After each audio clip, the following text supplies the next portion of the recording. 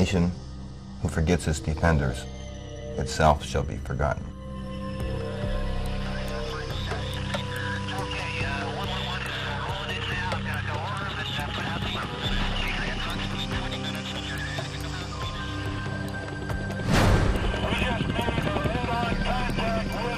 Within 5 minutes, all hell broke loose.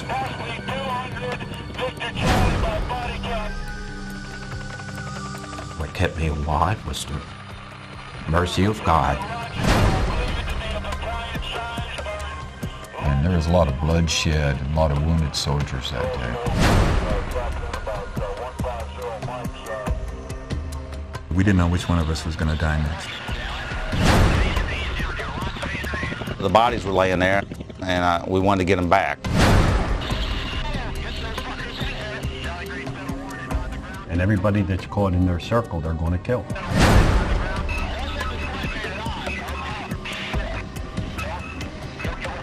So kill as many as you can.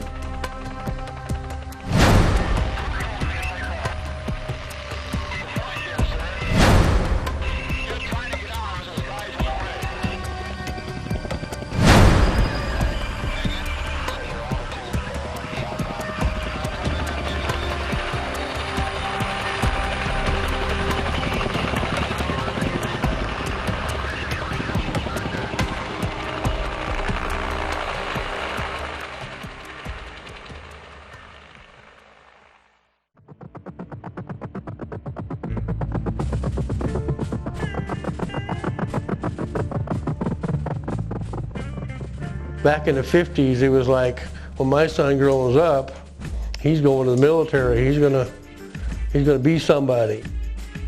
Quit school and joined the Army so I could be a paratrooper. And I said, well, that sounds pretty cool. You get extra $55 a month. I said, well, hell, I'll do that. I was tired of being a kid. I wouldn't have missed it for anything. And there's no amount of money in this world that could have bought that adventure for me. Well, I was standing on the corner one night. There was no one there but me. It was cold. I thought, this is crazy. I'm going home. I went home, and I sort of made up my mind then it was time to join the Army. I'll be darned if I was going to read about it in a book later to see what happened. That was one reason. So I went home, and I told my mother, I said, I joined the Army. She started crying. What'd you sign up for? And I said, Airborne. She started crying again. What job? I said Airborne Infantry, and she started crying even louder. She says, when do you leave? And I said, tomorrow. And she started crying even louder. So the next day I was on my way.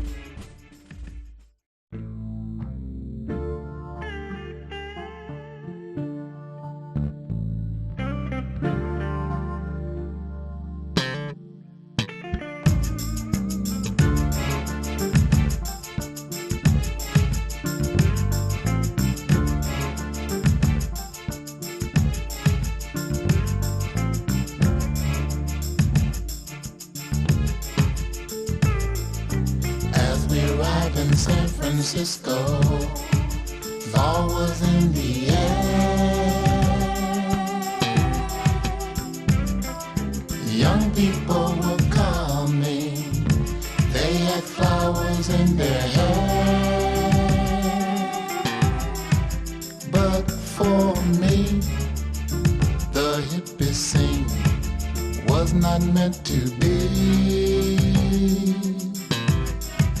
For in November of 1967, I was airborne infantry.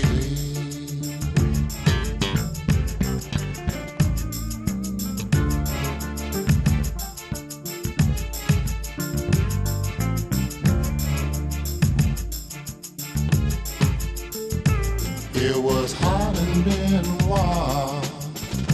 For me, it seemed so far. We went as replacements to a company very good. We learned how to fight and patrol the best as we could.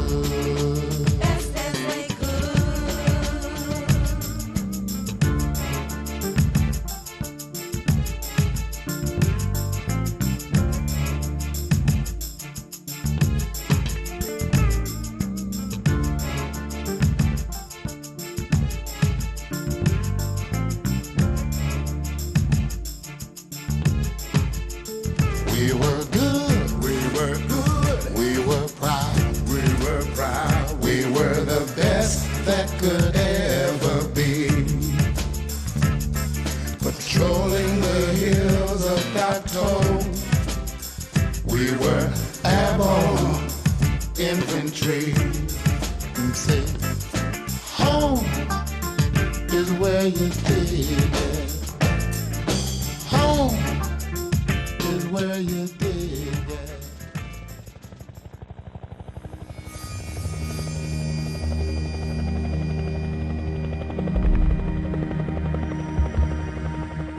Jesse Salcedo. I was born in St. Joseph, Missouri. I went to a tough high school, learned how to fight in high school, and I was a Golden Glove boxer in the Missouri and Kansas Golden Gloves.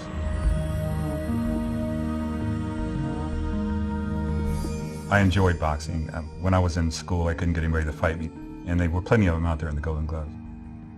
When I got out of high school, I joined the service. I didn't go to Vietnam for patriotic reasons. It was a test. The mental and physical trials of climbing mountains and combat and living in the jungle. I remember when I was over there that I was going through hell. I remember how terrible things were. I said, man, this is hell, but I volunteered for it, so I will get through it. Well, I went to Fort Gordon, Georgia, Fort Dix, New Jersey, jump school, Vietnam. My name is George Mink. I grew up in Philadelphia, Pennsylvania. I was working. I wasn't crazy about the job. I'd forgotten about college.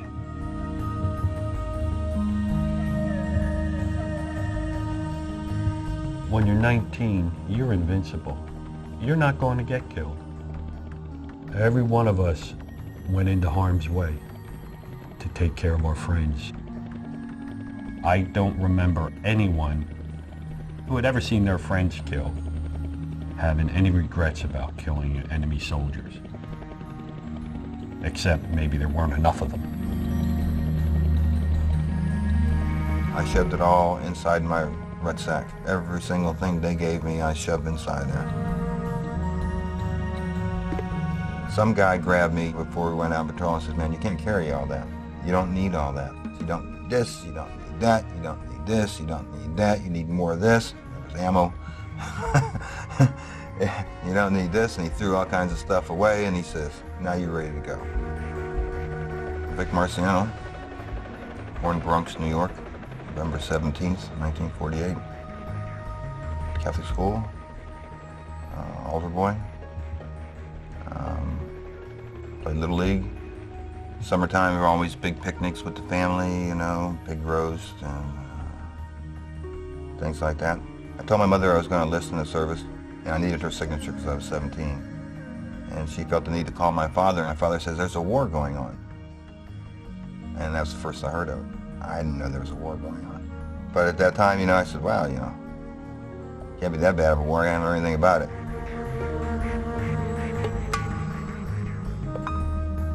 I arrived in Vietnam in late May 1967. Oh, that first day off the plane was pretty scary, you know. That heat hits you that first time, you hardly catch your breath. And you're saying, oh man, I'm not going to be able to do this. This is terrible. The ride from Ton Son Nhut Air Force Base, where we landed in Vietnam, up to Long Binh was a strange ride. Nothing clicks for me. I can't believe how naive sometimes I was. Somebody has to tell me somebody's liable to throw a grenade through the window, and that's why they're caged up. And I said, oh, really, you know? Cool. And the smells, which I can't even describe, you know, things I've never smelled before or since Vietnam. Certain smells that just immediately were burned into you.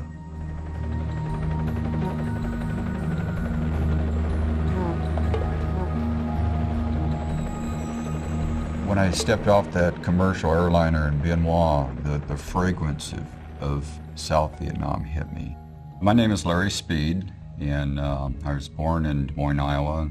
I attended Valley High School, graduating in 1964, and had a motorcycle, had the toys that the other guys had. I didn't know how serious Vietnam was. my mother and dad took me to the airport. And it wasn't pleasant. I think I have one photo that I took when I left the airport. And my dad was proud of me being in the service and being airborne, but he had the saddest look on his face.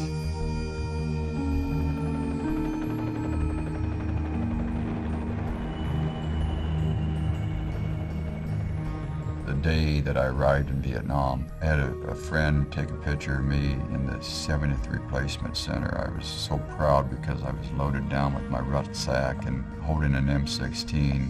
And it was a good picture. And I looked like a little boy. I think I probably had a little bit of anxiety then. It hadn't registered with me yet what Vietnam was all about. That wouldn't register until my very first combat experience. His eyes are the same. His voice is the same, and he speaks exactly the same way as he did then. Well, you know my voice, right? And I was kind of talk slow, right? I was tall, and all you had to do is erase a B and put an L, and that made lurch. Some of them spelled it Learch. Ernest Benton Birch. I was born in southern Maryland, and I lived on a farm.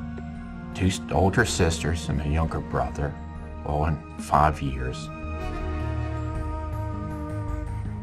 My brother and I were a year apart, so we were best of friends.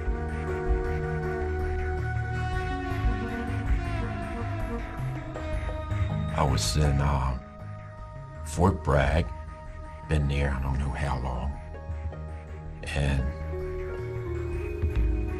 a little bit of trouble, and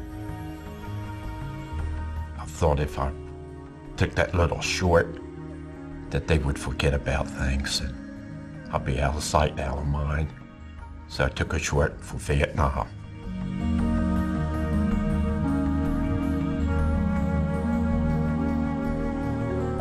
It's just like a family. You were doing a job that you were trained to do. I didn't have a wife, I didn't have kids. No reason to be scared.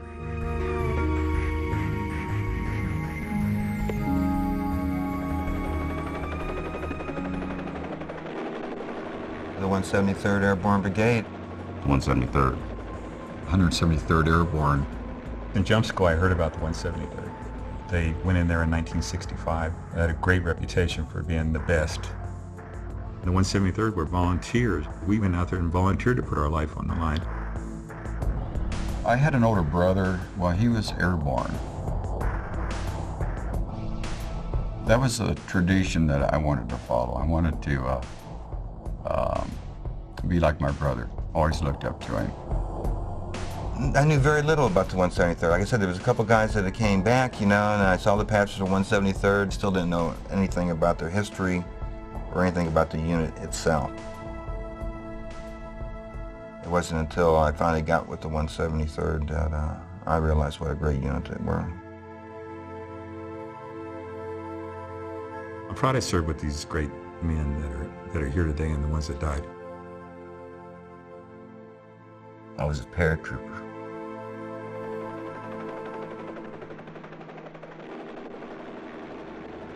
Recon platoon. Recon. Recon. At the time, I thought that was kind of a neat sounding term, recon. When I extended, I said I wanted to go to Recon platoon. We spent our days on search and destroy operations. Anything that the enemy could use, we would destroy. They had a recon patch over the airborne patch and the 173rd patch. and they already had a reputation. They were very proud and very good at what they did. I figured that they were elite, even more than the regular airborne soldier. Right at the time I was graduating from jump school, the 173rd was moving into Dak To, and they were having so many casualties that they had to be reinforced. They had to be replaced. Charles Spencer, they call me Chuck.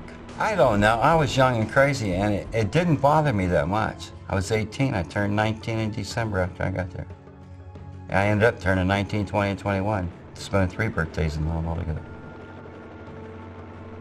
Before it was over, I was an acting platoon leader for a while, acting platoon sergeant for a while, and a squad leader. I had missed most of the real heavy stuff in Dak To. Dak To. Dak To. Dak To. Dak To. Dak To. Dak To. D-A-K-T-O.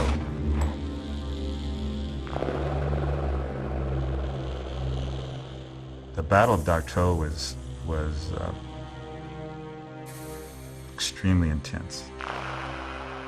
It was more than 30-some days of fighting. It was constant fighting. Firefights before were very small compared to taking on the North Vietnamese in full force and fighting an enemy that was very good and very brave.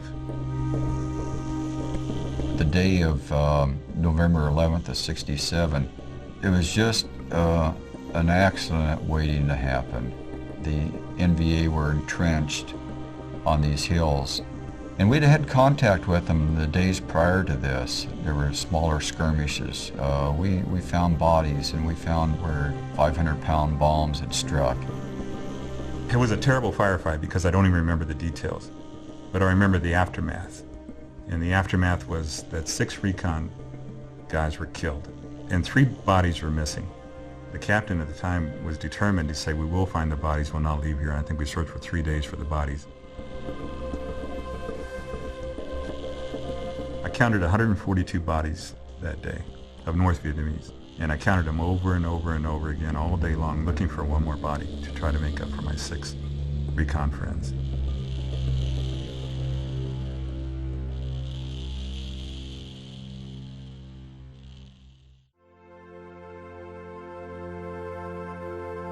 We humped up to 875 on the last day, and that's where they were bringing us in Thanksgiving dinner.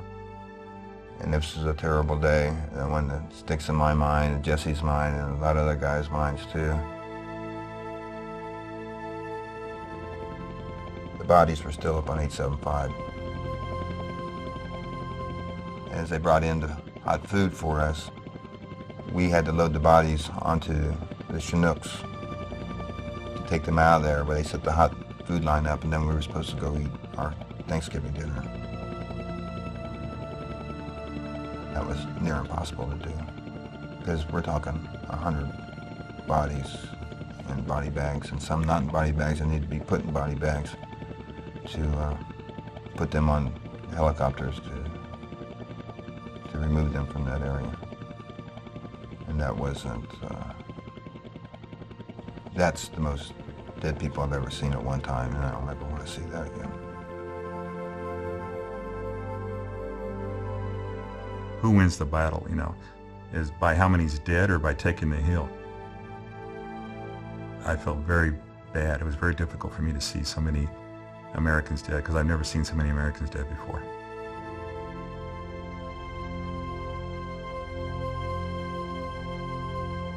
I remember the stink of the bodies. I remember stuff like that, yeah. I remember the Hueys, and they would be full of dead bodies in body bags, and they were bringing them to our hill, and there would be one body bag swaying under the chopper on a rope, and you could see that in the distance, and the chopper was flying even and at a steady pace, and this body bag was swaying back and forth like that just a little bit. I thought to myself, there's another family that doesn't know that their son has been killed in Vietnam yet.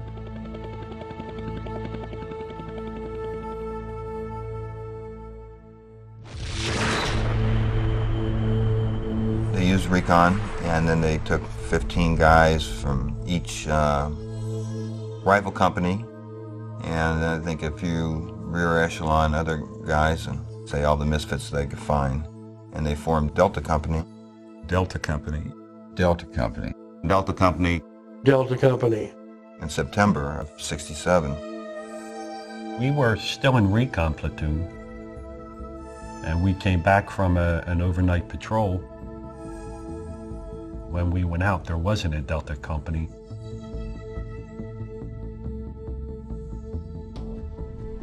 When we came back, there wasn't a Recon Platoon. The first thing they did was put Recon Platoon into Delta Company.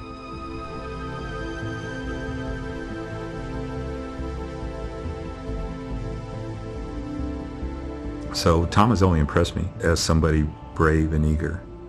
It intrigued me. Now I'm going to learn how to do this. Now I'm going to learn how to kill people. Terrence Lee Joseph Tomazoli. And I'm from Nokomis, Illinois. I was a third generation coal miner. My grandfather and my father both died of black lung. I wasn't doing very well in school, but I was going to become a senior, and I said, nah, you know what, I got better things to do. I got to go fight a war. Because I volunteered. I said I want to be airborne infantry, and I want to go fight the war in Vietnam. They said, well, all right, come on in. So that's how it started.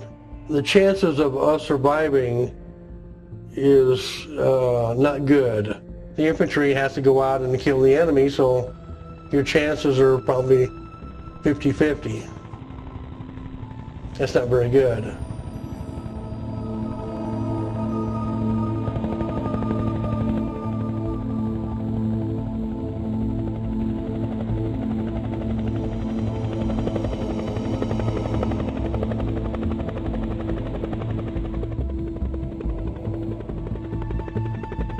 Me and Lieutenant Jones landed in the jungle and with Delta Company, and Terry Jones became first platoon leader.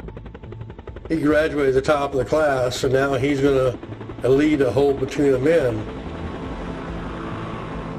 Bottom line was my country was at war. You know, there was Americans over there on the ground getting killed. At that time is not the time to debate, in my opinion, the reason why. I'm Terry Jones. Grew up in the Midwest. I wrestled 4 years in high school. I went to University of Missouri at Rolla. It's an engineering school. I had a student deferment where I didn't have to go in the Army or in the service. But at that time, the Vietnam War was heating up. I was brought up to believe that I was not better than anybody else. If I didn't go, there'd be somebody else over there, so I didn't see why I should not go. So, being a young man, I volunteered.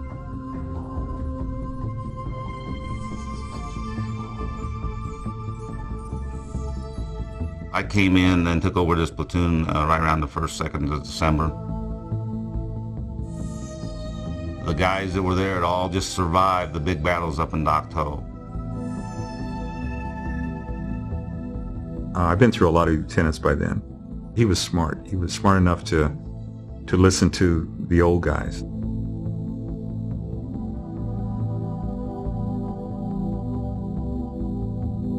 I had 1st Platoon, and 1st Platoon, when they formed Delta Company, they had what they call a Recon Platoon, and then they took them and made them 1st Platoon. And these guys all knew what they were doing, and I was very, very impressed. And he asked for my advice on something. Should we take a trail or should we cut through the jungle? For a few minutes, I would feel the pressure of what it was like when you're responsible for 30 or 40 men.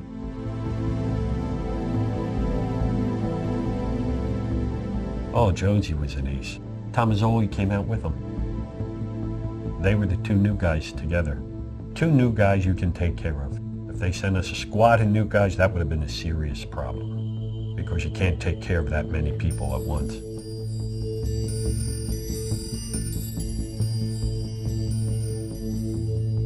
They give me supplies and rucksack and everything, you know, and an M16, and threw me on a helicopter. And I went out to the company.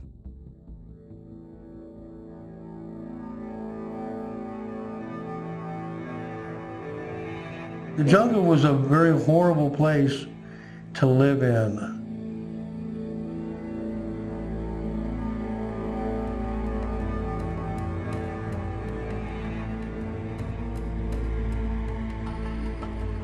Fucking hot, you're sweaty, you have fucking leeches, clothes are dirty, you don't get a bath, your hair is matted together, you're sweating all the time, you're stinking, you get lousy food.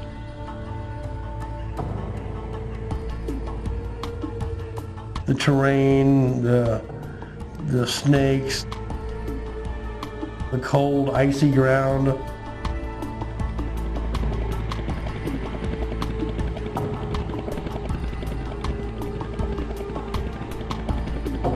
And the food is terrible, you know. The sea rations suck. Half the time, you know, the sea rations they sent you out were all the bad ones. Assholes in the rear were stealing the good shit. The only thing that made you feel better was a care package from home. You know, Mom sent you some Kool-Aid, some cookies, or a cake. You take the Kool-Aid, throw it in your canteen to kind of kill the taste of that nasty-ass water.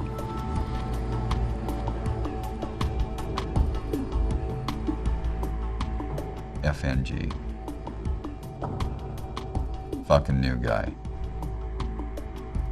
I didn't know squat. I wasn't prepared for this.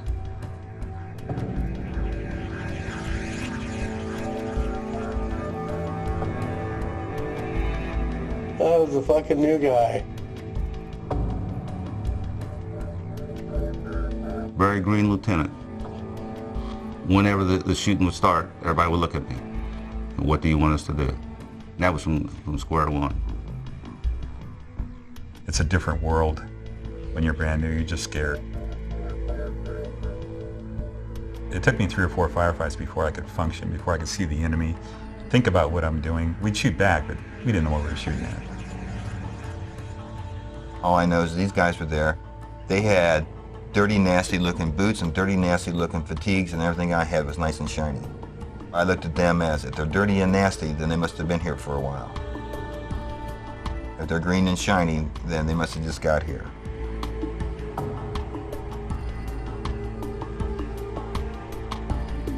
Nobody warmed up to anybody right away and said, hey, welcome to the club. It takes a couple days for them to see, you know, whether you got your stuff together, you know, whether, you know, you're going to be some babbling idiot.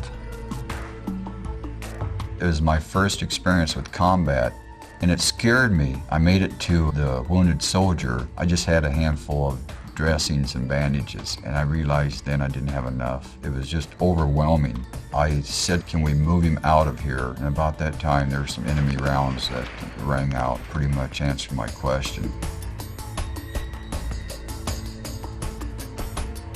The first actual firefight, a mortar attack, early in the morning, trying to shave, and all of a sudden I heard the thumps and somebody yells incoming, and I remember freezing at first, you know, like, that's the first time I had heard this, incoming. But it was enough to open my eyes to the fact that there are people out there trying to kill us. There's somebody out there that wants to kill you, and he's going to do his best to get the job done. That changes your whole perspective about everything.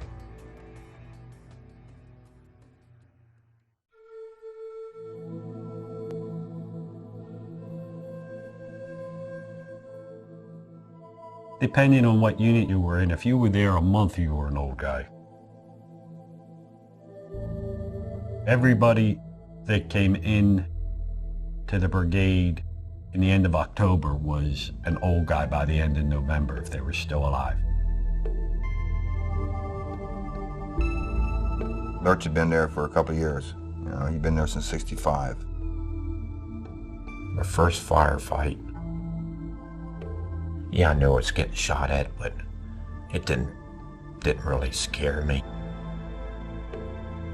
Like a building block of the 173rd, he was always there. Ernest Birch, we called him Lurch. It's just like a story. It's just, it was happening, but you just didn't think it was happening. It was 1967 when I got there, so he was already there 2 years. 2 years in the 173rd Airborne on the line. Just an amazing thing because of all the combat the 173rd was in. Have you ran into someone who spent 3 years in Saigon or Da Nang or Cam Bay, an exotic tour of duty? That's all they had. Lurch was in the jungle all the time. I liked the excitement. I liked the adrenaline rush. The guy was a soldier, and he mentored a lot of soldiers, a lot of young soldiers. You learn from the leaders. Jesse Salcedo and Lurch were the old guys. People felt safe, felt like I could get them through or something. Maybe it's just that they saw I had a lot of time in Vietnam.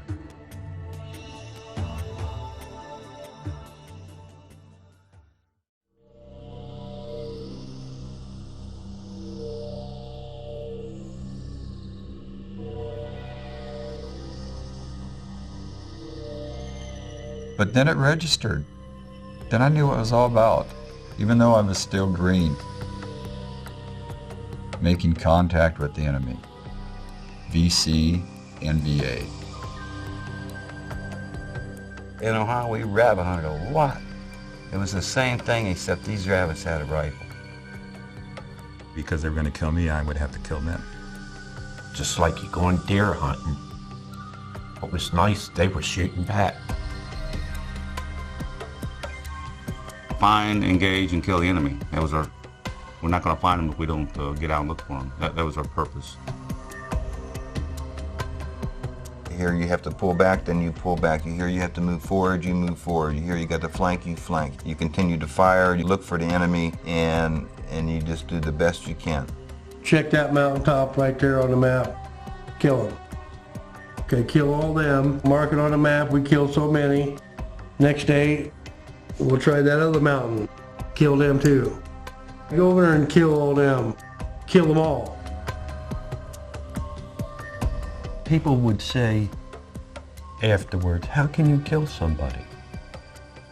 And I said, well, if you see your friends that were people a couple minutes ago and now they're not anything more than a piece of meat laying in the jungle, it gets very easy to kill somebody.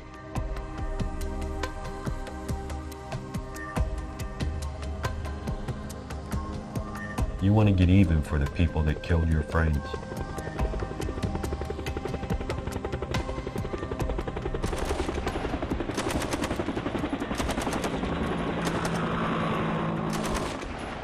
Sal, he was talented with a machine gun.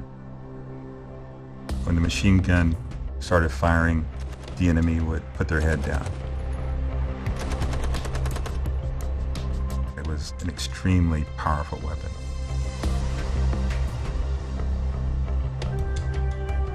He was a heavyweight Golden Glove champ in Kansas City.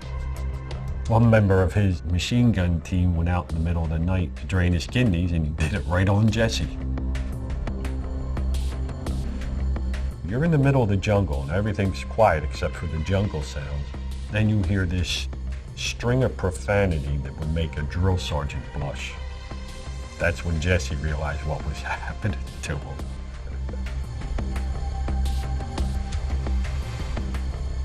In combat, I was determined to be the longest lasting machine gunner in my company. I had 4 people on a team instead of 3. I shot 6-round bursts. The other 3 men would open up with an M16, and there would always be automatic fire going on. The enemy didn't have time to shoot at me and try to kill me. Saucedo's the best machine gun I ever seen. I've seen a lot of them. Never saw anybody any braver than him. Tom Mazzoli was with me. The North Vietnamese were out in front of us like this, walking through the forest. We could see them. They were easy to see. I mean, they were easy to kill that day. I yelled for ammunition and nobody would move, not even my gun team.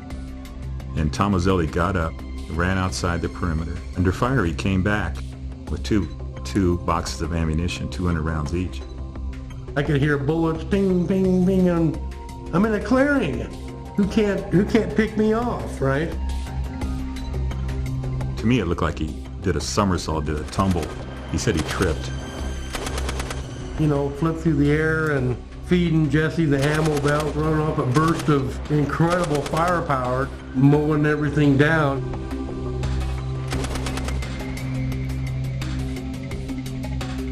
While Tomazzoli was gone, I was out of ammunition. I took the M79 grenade launcher. I started shooting M79s. Then I took out my .45 and started shooting and laughing. I did it to raise the morale. He saved us. They must have thought that they ran into a big number of Americans, so they backed off. They made a bad mistake that day, and they paid for it. They just left her dead and split.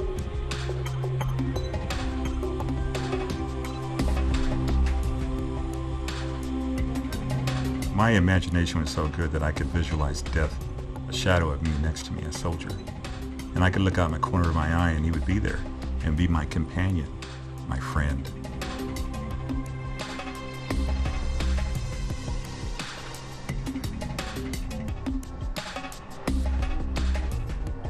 Try to understand not being afraid of death. I mean, if you overcome the fear of death, everything else is easy.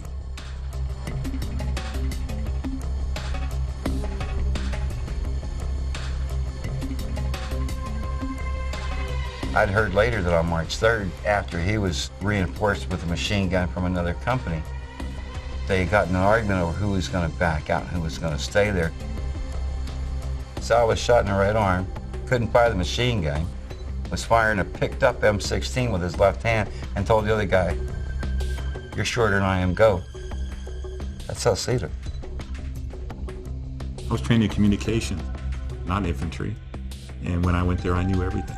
I knew all the tactics. I knew what the enemy was going to do. I knew everything. I was walking through the jungle. And this voice came to my head, that you've been in 1,000 wars. This is your last war. And I looked down at my feet, and I saw sandals. And I looked to both sides of me, and I saw soldiers with spears and swords. I went home, and I found that those visions that I saw were actually Roman legions, the way they looked, about 2,000 years ago. I know it was my last war.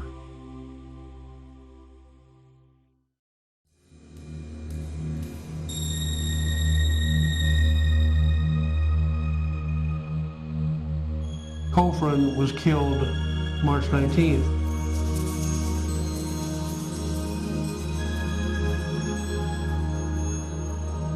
Lieutenant Farah.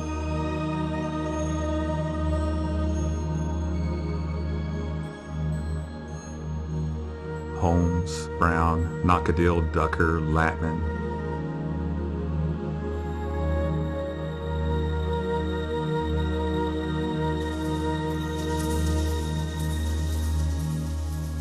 Don Latman was right there in the CP group. You know, we were very close.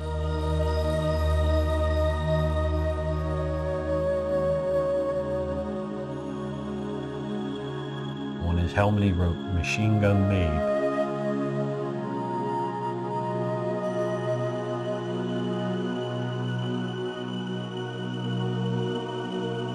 Our fire team leader, Sergeant Torres, was killed.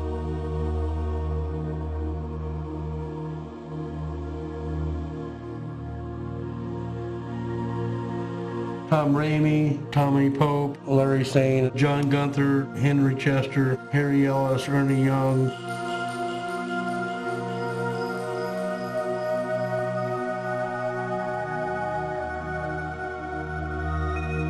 And then Ernie Madrid.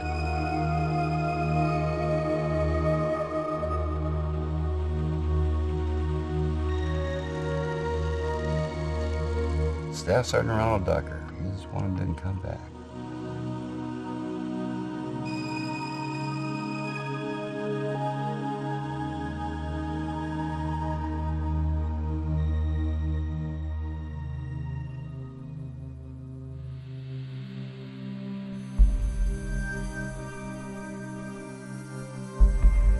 Lieutenant Serum was killed, I took over his platoon.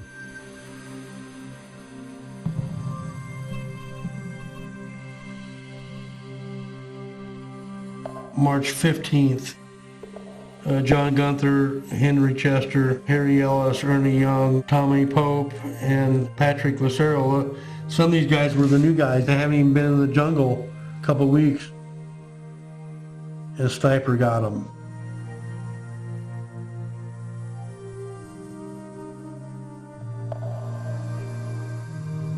Colfrin, Tom Ramey, Merchant, and Tommy Mabe killed March 19th.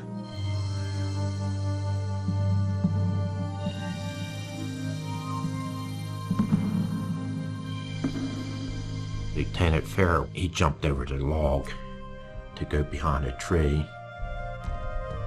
He got shot about, I guess it was probably 5 or 6 feet away from me.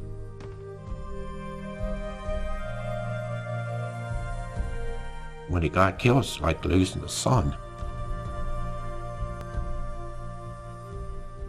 I was asked to go on point.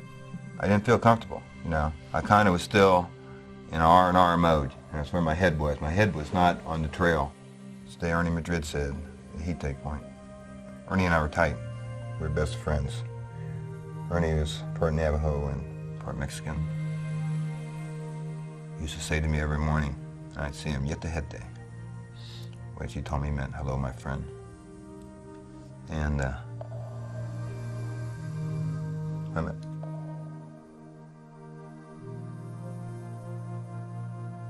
so anyways, we moved out of patrol.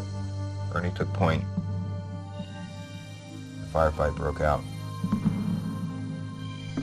Towards the left side, and forward was where Ernie was. And the last thing I heard him say was, you know, LT, I can see him. They're just beyond this little embankment there. I can toss a grenade in there, and I heard the LT tell him to toss the grenade. He tossed the grenade, but it must have apparently stepped out from behind a tree, and when he did, he caught a full burst in the chest, and he was dead instantly.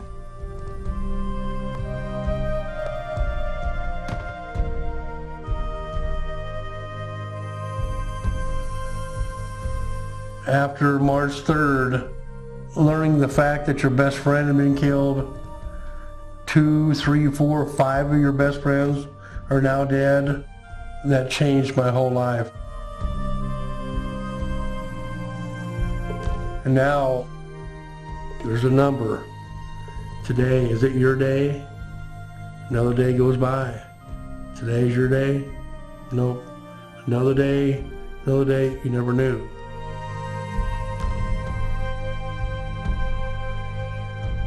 You just never knew. I have no qualms in killing those who are trying to kill me or kill my friends. As ugly and grotesque as it may sound, that's war.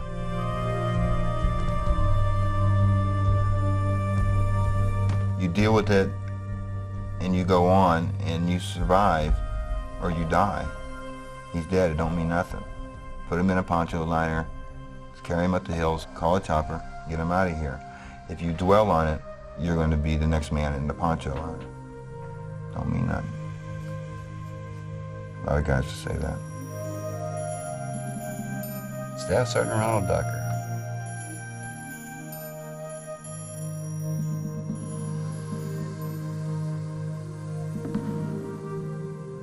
He probably taught me more in 3 months than the Army did in 3 years. I ended up taking his place, and that was hard. Kenny Boyce, an extendee, I mean, had his time in and extended from California, young buck sergeant. He really knew his shit, he was a good man. Carl Merchant was tall, skinny, Jewish kid from New York. He looked less like you'd picture an airborne paratrooper looking, and he was a hell of a paratrooper. He was a good man, he knew his job, he knew his stuff. He wasn't afraid.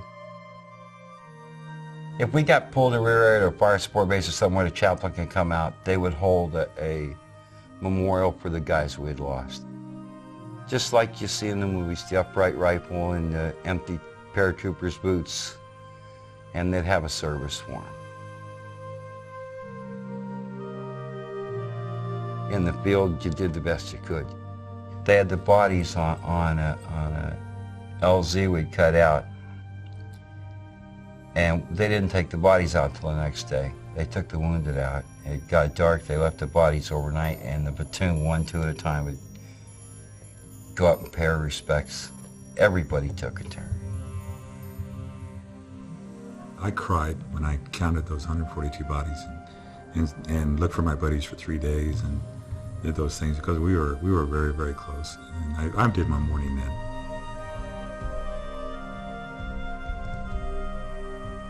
We were actually in combat, like in a lull at night in the Battle of Dak To and some of these other places.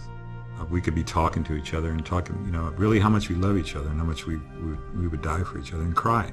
And it was because of the great respect and the great regard and great love we had for each other. I'm sure everybody that's been in combat feels the same way about the people that were their comrades in arms. They went through things together and survived that normal people couldn't fathom in the least. We all had jobs to do, and my job and the other medic's job was to take care of these guys. And their job was to take care of everyone else.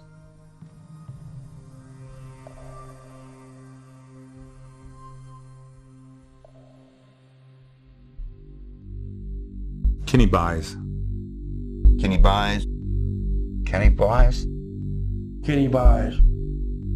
Kenny buys. Point man that was killed that day was Kenny buys.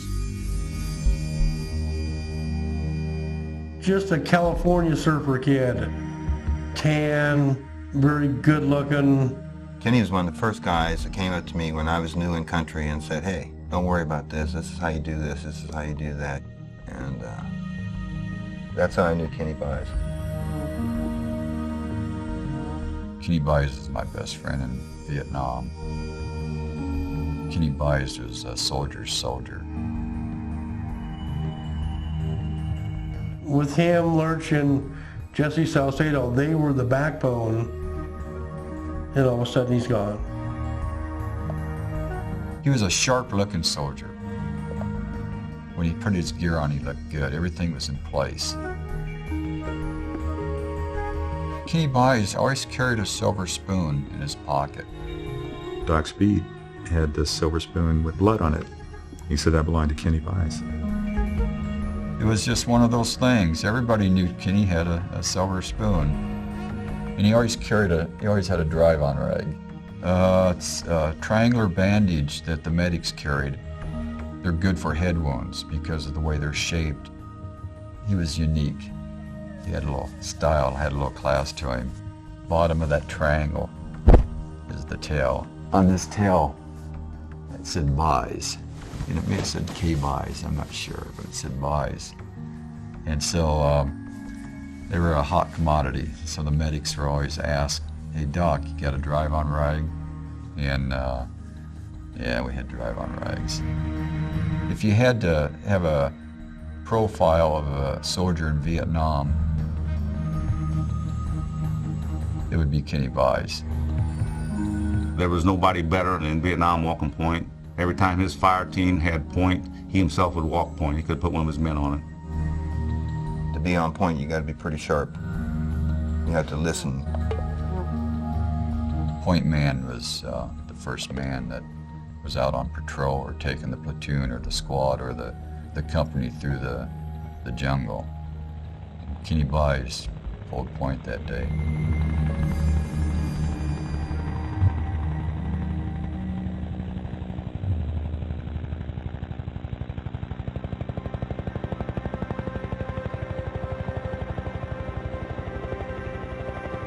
On March 3rd. March 3rd. March 3rd. March 3rd. March 3rd. March 3rd.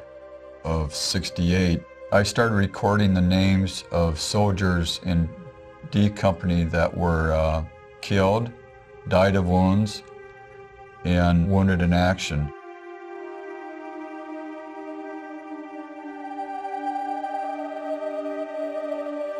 I remember all of them.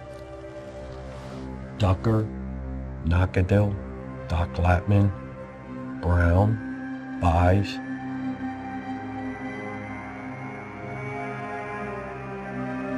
I never got over that. I never got over that day. It was a certainty that I was going to get killed or wounded that day. I didn't have a good feeling about that day. That day I was begging God to let me live through the day.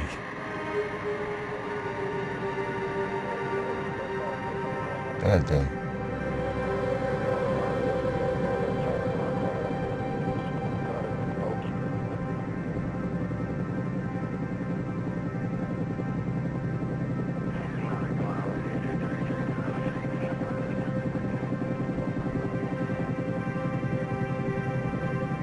I had no idea where we were other than maybe we were in Khantoum province. They took us out, dropped us on a hill. There was all this smoke that had settled from the artillery and the bombs, and as the helicopters came in, the rotors would swirl this smoke and the smoke would rise up. We dropped in a helicopter at a time, and the helicopter was here, and the hill was almost like a 45-degree angle. We had to jump off of the helicopter. As soon as I touched the ground, I had a bad feeling. I immediately put the word out to everybody. I went to them face to face. Everybody I could do, I yelled at even. This place reminds me of Dak To. Be careful. First squad was going past me, and there were 6 of them that went past me.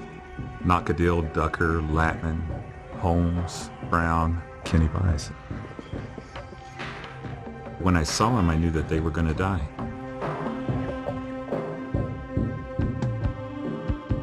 Kenny Buys find something, he would report to me. Dog alert, found blood on the trail, I called the company commander.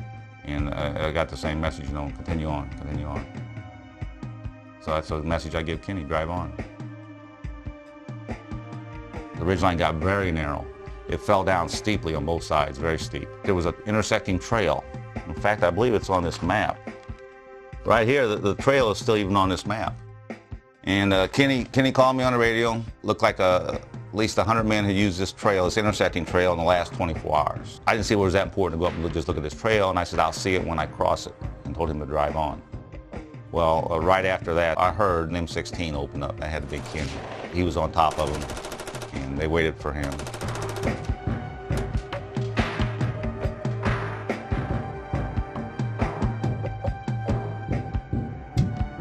And there was a lot of gunfire, but there was a separation. Now I'd separated Captain Needham from his RTO.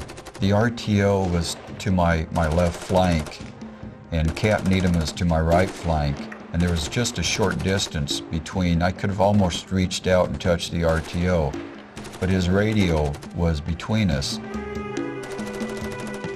There probably wasn't 36 inches separating the RTO and me, and the bamboo was going like this, and the fire was right between us. I was too scared to be scared, but I thought, if it shifts one way or the other, the RTO is going to get it or I'm going to get it.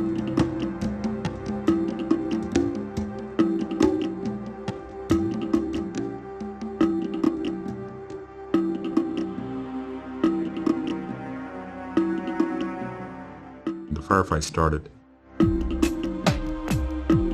the bullets were coming in, so I started shooting a machine gun. When you get shot at, you fire back. Well, one of the bullets hit Captain Needham, shot him in the leg. I still joke about it now. I said, when you see Needham, tell him that bullet was meant for me.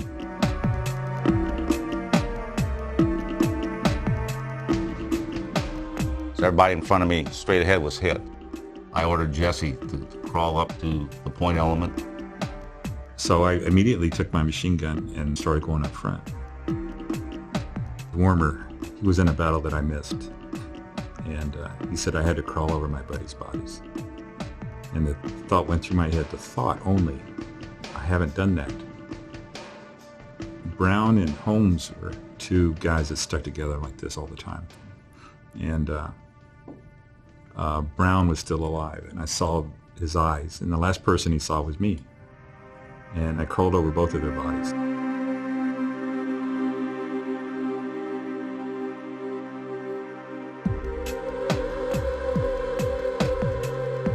But anyway, I had what I consider a bad situation on my hand. I had these men in front of me, no contact, 6 men, dead or wounded, didn't know. And my medic crawled past me. That was Don Latman. On his own, before we even had any security up there, I call when we got firefighter, I call that security. Crawled all the way up to where Kenny Buys was.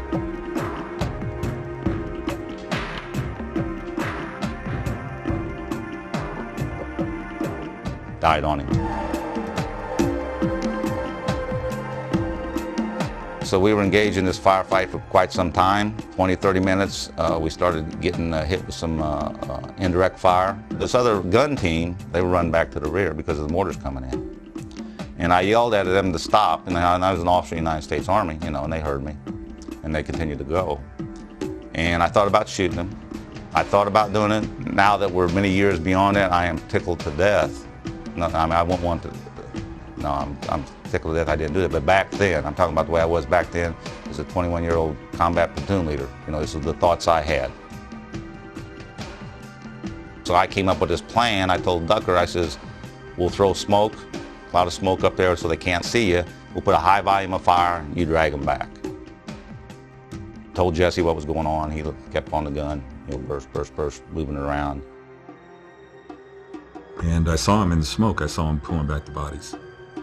And so I was covering him with machine gun fire. And Mink, George Mink was one of them. You have to form a perimeter. And we would bring them back to the center of the perimeter. And we, I made 6 or 8 trips. This was a lot of the old Recon platoon we were bringing back dead.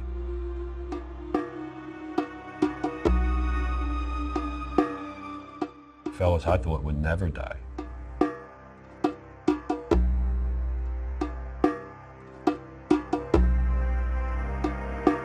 This sounds incredible, but this firefight took place probably at 35, 40 feet. They picked a place to fight, and they picked when to start the fight. And they waited. These guys waited till Buys was on top of them. That's where we ended up fighting. He saw something and opened up. That's when they opened up. I start going back up to see if anyone else was going to need help. And I ended up lying on the trail next to Lieutenant Jones. I was on his left side. Sergeant Ducker was kneeling on the right. We had our bodies back. There was nobody in front of me, so I got on the radio net and called in artillery. From the 4th Infantry Division, I called in on top of the hill, and I walked it right down to us.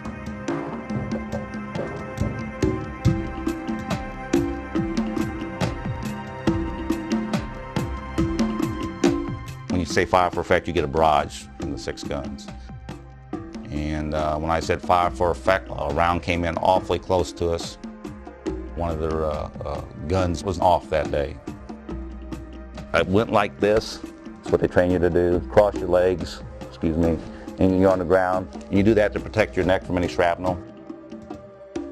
A round hit to the left of us, and it came in through my shoulder, which was raised a little bit on the ground, and it hit me in the hip. That's how much the shrapnel was coming across the ground. Anything that was just a little bit up got hit. George Mink was right on my left side, but again, this ridge line was so narrow it started tapering immediately. He was just a little bit lower than me, and I got hit, he didn't.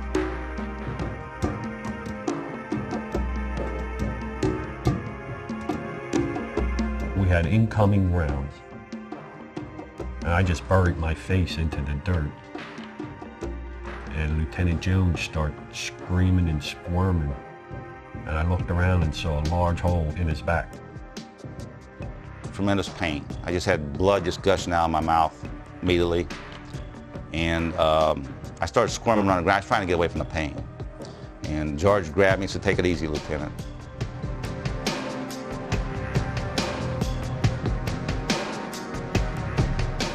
I scream for a medic and I start cutting the suspenders of his web gear off and pulling out his first aid bandage and patching him up.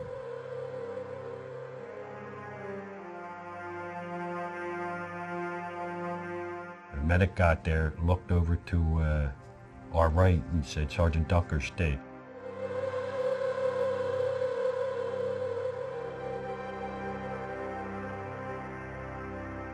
Even though I expected to get a round in the forehead crawling up that hill, and the guys all around me were dead, this is what I actually thought. I thought somebody up there made a big mistake. I thought it was a mistake for me to get hit, because I knew it probably would, there had a good possibility of being a fatal wound here. And I was shocked, surprised. It doesn't make a lot of sense, because I expected to be killed crawling up there.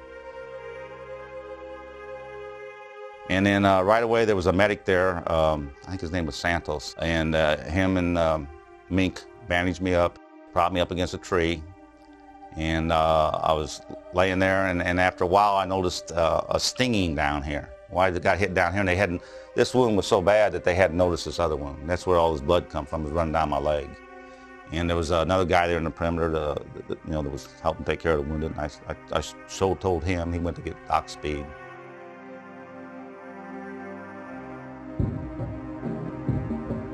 By now, I was somewhat seasoned in Vietnam because I'd been through Dak To.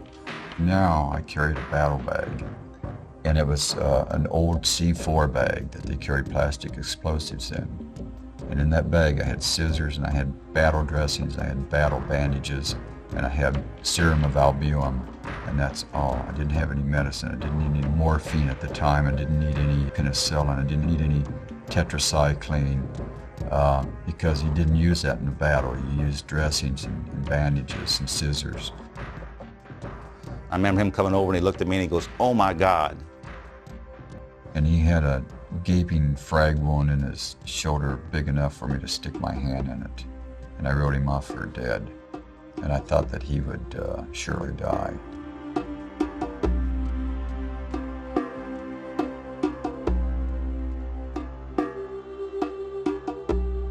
I thought, well, what's your problem? I mean, why are you so shook up? You know, it's just a wound bandage. I guess because I was bleeding to death. I prayed. I prayed for forgiveness of any and all sins I've ever done. I did that immediately. Right after that, I got real calm and objective about my chances. I wasn't afraid of dying after that. I was kind of thinking, well, let's see. We're relieved by Charlie Company now. You know, we can get back to the perimeter, you know, if they can. You know, the helicopters are pretty fast. I wasn't scared at all of dying after I was hit.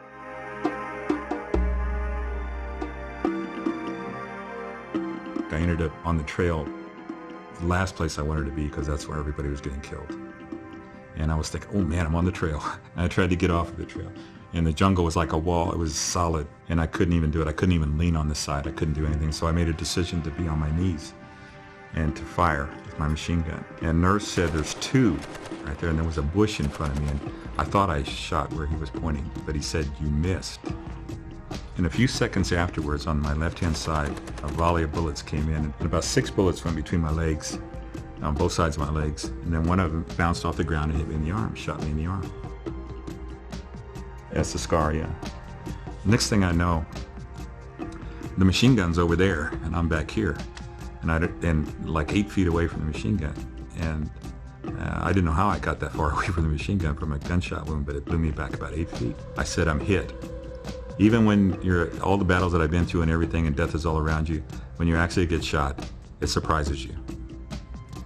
And I was surprised, and I said I was hit.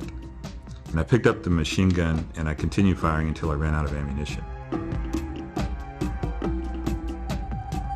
We're all afraid of dying, I'm sure he was too. That was not the highest motivation for him. Highest motivation was to do what was required. He got right up there to the front and stayed there for 2 hours, laying down a good base of fire to keep the enemy down. Got shot through the arm, knocked back away from the gun, came back to the gun, continued to fight. M16 appeared next to me, like it was just right there in front of me, with a bandolier of ammunition, with the clips in it. And it's the first time I saw it.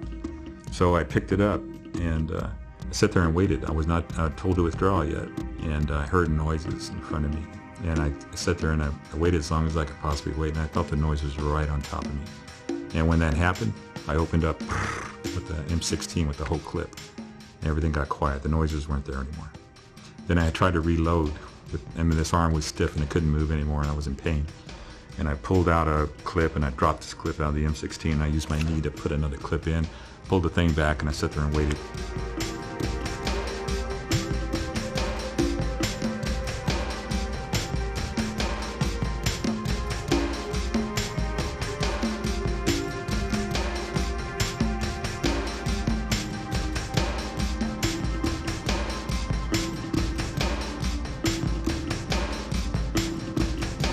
Then they told us to pull back.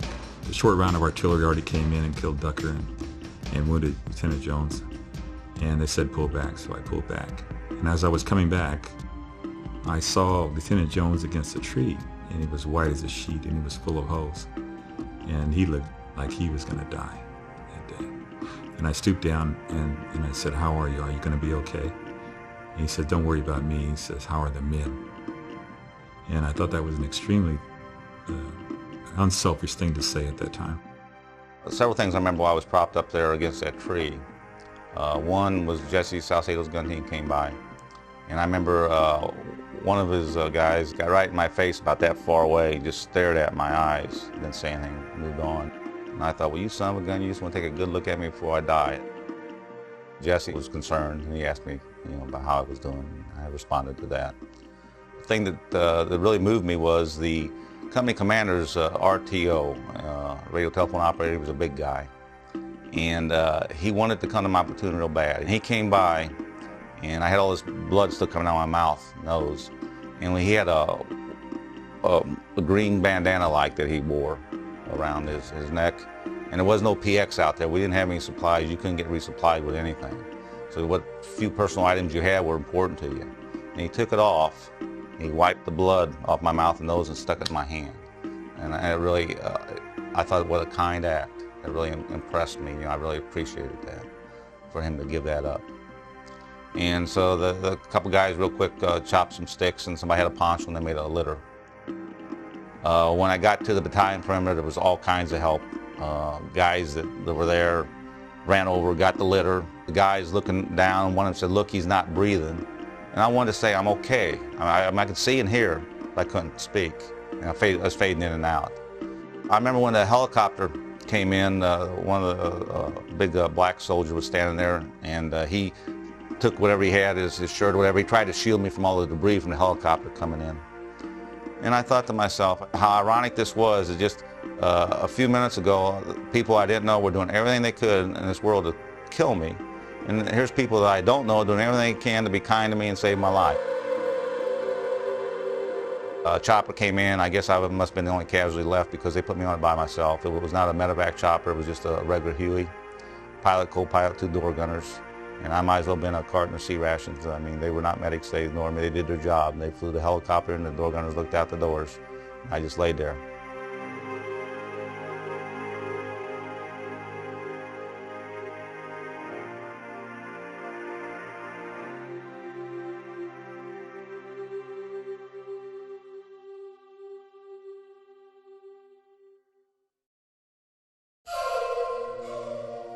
I remember after working on Lieutenant Jones and finding Kenny Byes that day, it just tore me up. It just tore my heart out because he had a complete evisceration. He'd been shot once in the stomach that I remember, and his intestines were on the outside of his abdomen. And I knew he was dead, and I knew there was not anything I could do for him. And I took it very hard. And I was really angry. I did something stupid. They would go back to old Recon, very close. When they brought Byes back and he was dead, he'd been gut shot. Doc Speed had grabbed his weapon and tried to run forward, and somebody had to pull him down, keep him down.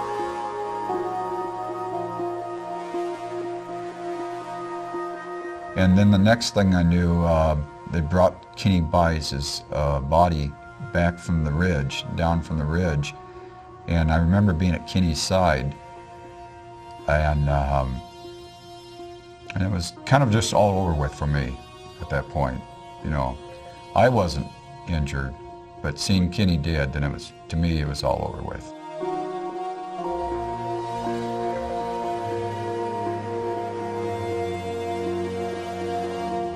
I reached in his fatigue pocket where he kept that silver spoon, and I pulled the silver spoon out and I stuck it in my pocket.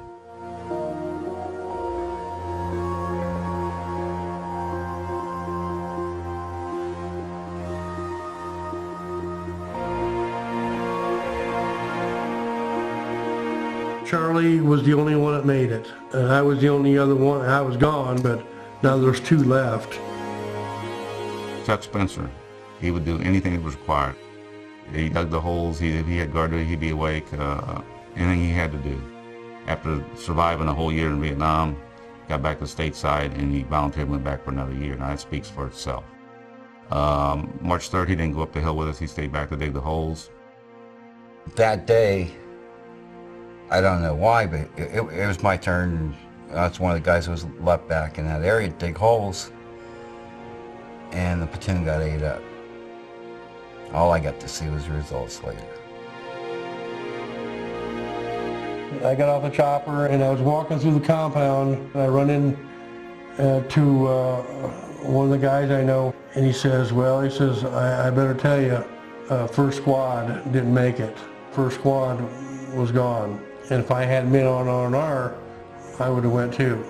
And I just lost it. I went back to the barracks and I just lost it. I went ballistic. I tore up my bed, I broke windows, was fighting other guys. I couldn't get over it. It was such a shock to me, you know, that your whole squad is not there no more. They tied me up and they locked me in one of the supply rooms, and they left me there for a while. The captain asked me how I felt and why I was feeling so much anger and bitterness. And then I told him about Kenny Buys and Ronald Ducker and Knockadale and the guys that I knew very well. I lost control even with my fellow soldiers. I was fighting them too. I just wanted to kill somebody because of my love and camaraderie I had for these men.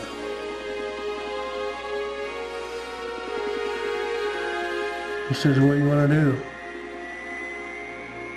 I says, put me on the first chopper. Send me back to the jungle.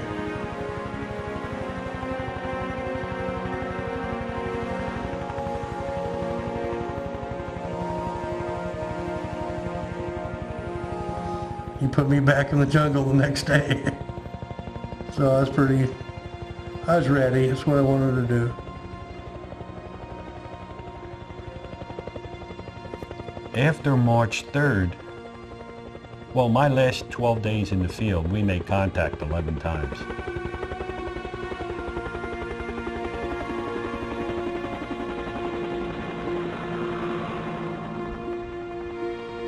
I knew I didn't have many left. I was getting short. So I wanted to get in all of them I could before I went home.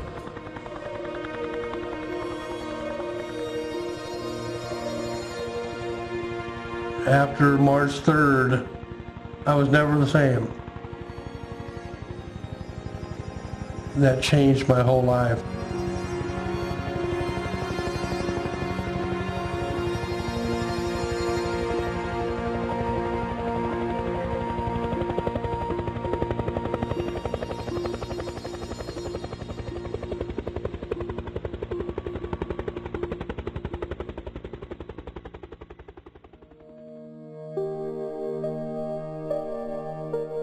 I remember names and my pictures, but a lot of these guys I wouldn't remember. I know them now, Spencer and Mink and Jones. Marciano, Tomazzoli, Birch, Salcedo. As individuals, I do not remember them. But I know I had contact with every one of those guys. I met some guy in the VFW who told me about this society of the 173rd Airborne Brigade, and I said, no way. You know, they forgot about us, man. They ain't, you know. I said, no, man, there's a bunch of us out there. This has been great. It's unreal. It's 33 years. And what is it, 8 people? And there wasn't that many that I served with that's left.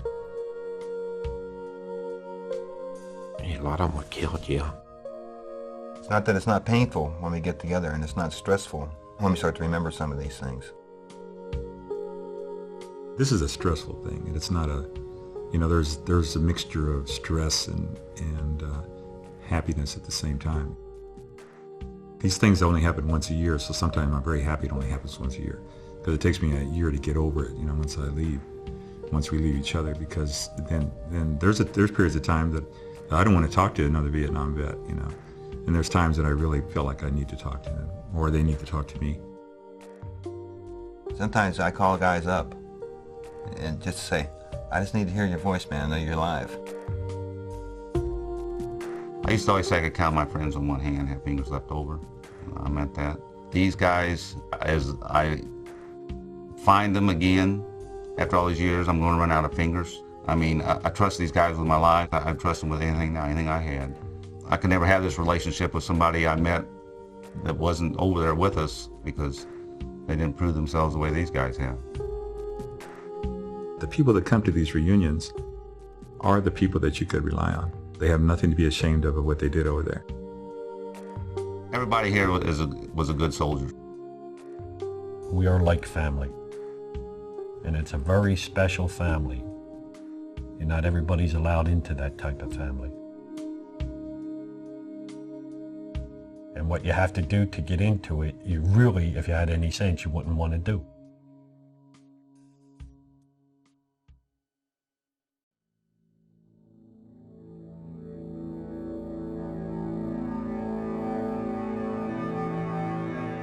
There's a thing called platoon loyalty.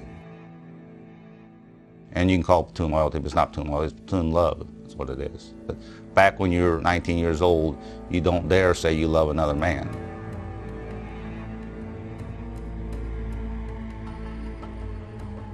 That's basically what it was.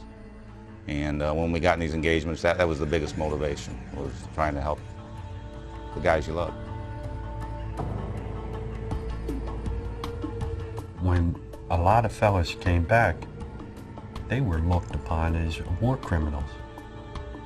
Baby killers, people would spit on them. If you told them you found a long-range reconnaissance patrol tied to trees and skinned alive by the North Vietnamese, they wouldn't believe it. It was a female, probably 20 years old, probably a college kid. Spit on my uniform. There must have been 20, 30 protesters at the airport. One of them spit on me and called me a baby killer. I expected to come home and just fit in, and it didn't happen. That's the last thing I was expecting, to be called a baby killer. I don't believe the Vietnam War was a wrong war, but what I do believe is that the way they treated the veteran when they came back was a wrong thing to do. You need to support the people that are fighting for your country. Think about this, you know, the Kent State University, when 4 students were killed by the National Guard. The people raised so much commotion about those 4 students. At that time, there were 1,000 Americans, young Americans, that were dying every week in Vietnam during the same time. Young boys that didn't know any better, don't know about the politics, don't even know why they were there sometimes. And who mourned for them? And who wrote them a song?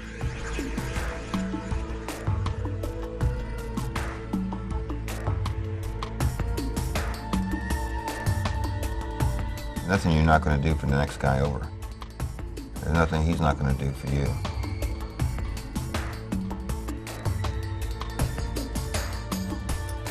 You don't have to know him. You don't have to know his name. You don't have to have ever seen him before. All you know is he's got an American uniform on.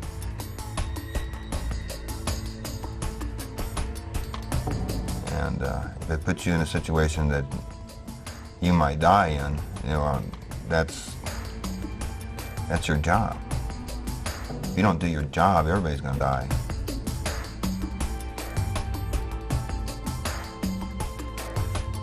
I was a soldier, and that was my job to kill the enemy. I wasn't a cook or a driver. I was put in the jungle to kill the enemy. I took that with the perspective of doing what I had to do. That was my job. War taught me about death. We live in a body. The real us is a soul that lives in a body. The body comes and goes. Everybody dies. Nobody gets out of this world alive. Some die sooner, some die later. I have no remorse for killing the enemy in Vietnam, none whatsoever. It was my duty. When they started killing my friends, then it became more like vengeance because they took my friends away. It became personal after a while.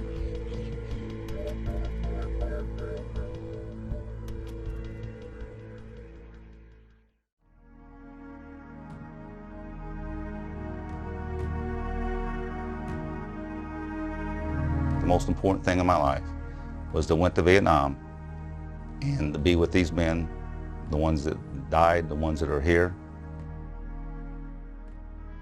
They didn't die in vain. They died for us. They died for Jesse Salcedo. They died for me. That's not in vain.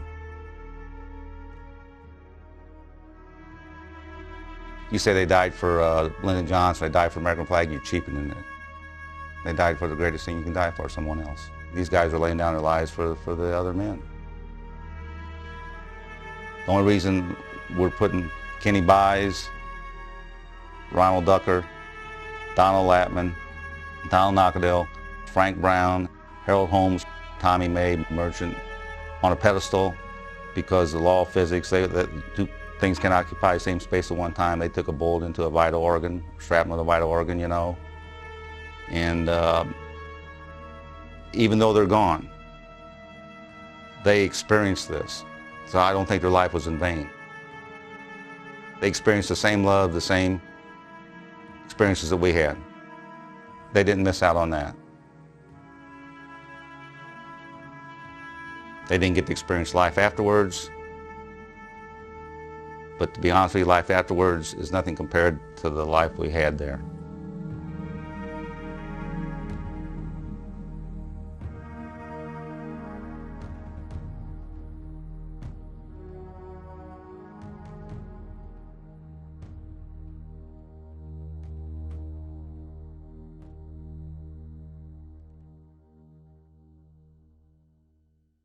One 73rd Airborne Brigade.